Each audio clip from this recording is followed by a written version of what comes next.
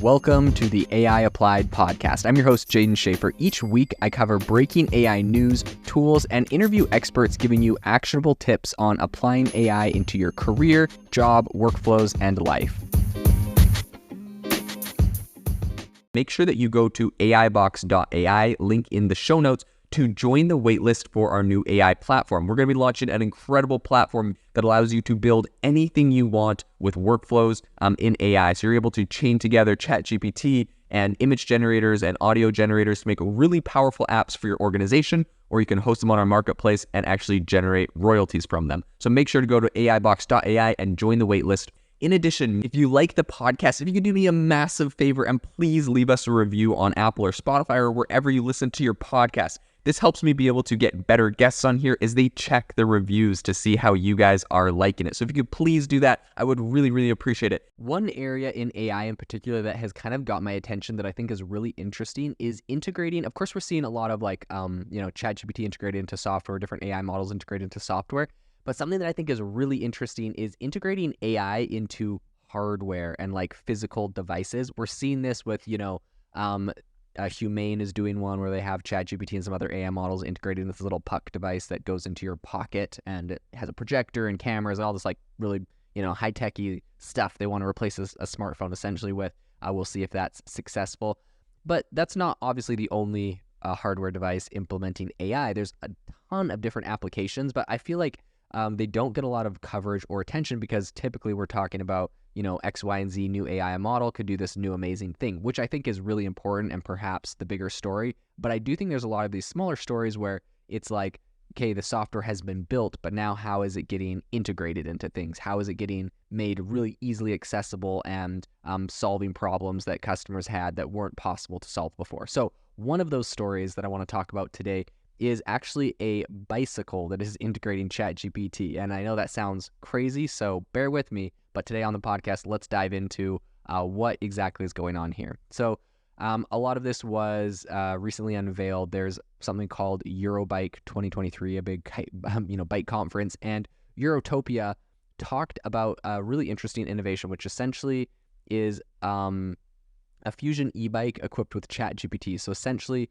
transforming the bike into a personal tour guide that talks back. So alongside integrated speakers, if you're riding this bicycle, you can actually tap into the AI's extensive knowledge base and ask questions about potential sightseeing locations, details, and scenic spots, and even the history behind a monument. You can talk to it and ask about, which I think this is a really cool use case. I know some people might think like, oh, this is kind of gimmicky or whatever. Like, does it? Okay, here's the better question. The better question is, does this need to be built into the e-bike, or should this be an app on your phone that you're just listening to as you go to a location? So I do understand that, critique, but like if you think about this from the e-bike company, like they're already making an e-bike. It already is like an electric powered bike. They're doing some tech things in there. So like, why not find a cool way to integrate AI into this and to make it cool? If it was my e-bike company, I know I would be doing that. So I can't hate on it too much. But I did want to talk about a couple constraints that this model has because, inevitably this is going to be integrated into a lot of different tools in the same way. And so I think for the industry as a whole, some of the problems that they're having right now, just the fact that obviously ChatGPT has a language cutoff of September 2021. In any case, I've heard a bunch of people be like, oh, well, that doesn't really matter because they got the browsing, but now, they've killed the browsing. And even if they bring it back, I think the fact that, when you come out with a tool like, Bing browsing as a plugin, and then you remove it, you make a lot of people, nervous that that tool may be taken away in the future. And it's kind of, I guess it's kind of scary for anyone to build on tools or build with the idea that, something might exist in the future when they're not currently supporting it. So I think that is, one area that is tricky, specifically with this bike situation, right? They're not going to be able to offer insights into current events or traffic updates or, real-time weather conditions. You can't conversationally talk to it about any of that. So it definitely does have some limitations. And I think for, this company in particular, they're kind of leaning more towards conversational companionship during a ride or, deep diving into a topic within its knowledge timeline, essentially. So I think There's more to the Fusion than just its conversational AI. As the world's first ChatGPT integrated e-bike, they boast a suite of quote unquote proprietary tech, including GPS navigation, anti-theft measures, safety features for riding, and data recording capabilities. So obviously, this bike isn't just gonna try to sell itself as we're a cool e-bike that integrates with ChatGPT. They're gonna have a whole bunch of other features that they're gonna try to integrate as well. Now, again, a lot of my, I guess, concerns for a company like this would just be around the fact that, like, should this be an application that you have on your phone while you're riding your bike? Like, do you need a bike that has GPS and ChatGPT built in, or would there just be a really good bike app business out there? I guarantee there's some there's some tour bike businesses that could perhaps even tap into ChatGPT or anything else that are just apps on your phone that check your GPS location. You don't need to integrate all of this tech into a bicycle.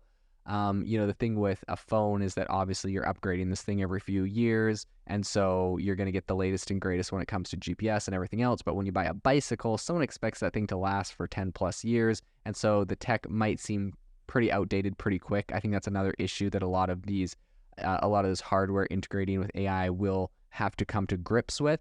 And perhaps the solution is to make, more timeless hardware, or perhaps it's similar to the iPhone where you just got to keep upgrading and upgrading and upgrading.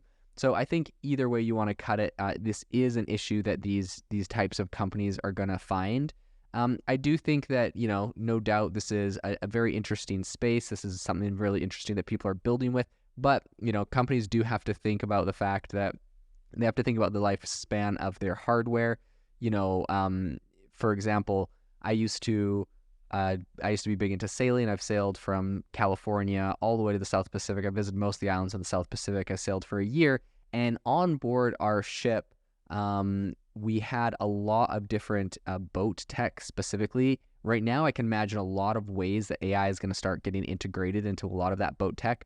But of course, like, this wasn't hard built into the boat itself, right? Like, if you had to throw the boat away, if you couldn't remove these GPS systems and navigation systems and radio and satellite systems from a boat and replace them with a better one, I think that, obviously the boat would become pretty useless after a certain number of years. But of course, with a boat, you can keep upgrading all of these systems. I imagine most of them will have AI integrated into a lot of those systems, and boat owners are going to want to be upgrading all of their different systems to have, better weather prediction and analysis with AI, which is something interesting we talked about recently, and a lot of, navigational things. But in any case, the problem with hardware, specifically this bike company we're talking about, is that ChatGPT is built into it, and a lot of these different AI tools or different things are going to be built into them. And so if they're not the latest and greatest in GPS, whatever, they become redundant to a point. I can see a future where that happens. So I think that's definitely something you want to look for.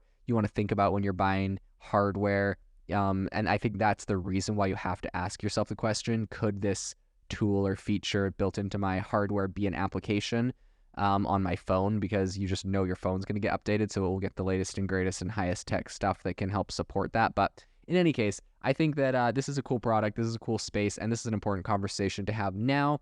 And it'll be interesting to follow this company in the future. If you are looking for an innovative and creative community of people using ChatGPT, you need to join our ChatGPT creators community. I'll drop a link in the description to this podcast. We'd love to see you there, where we share tips and tricks of what is working in ChatGPT. It's a lot easier than a podcast, as you can see screenshots, you can share and comment on things that are currently working. So if this sounds interesting to you, check out the link in the comment. We'd love to have you in the community.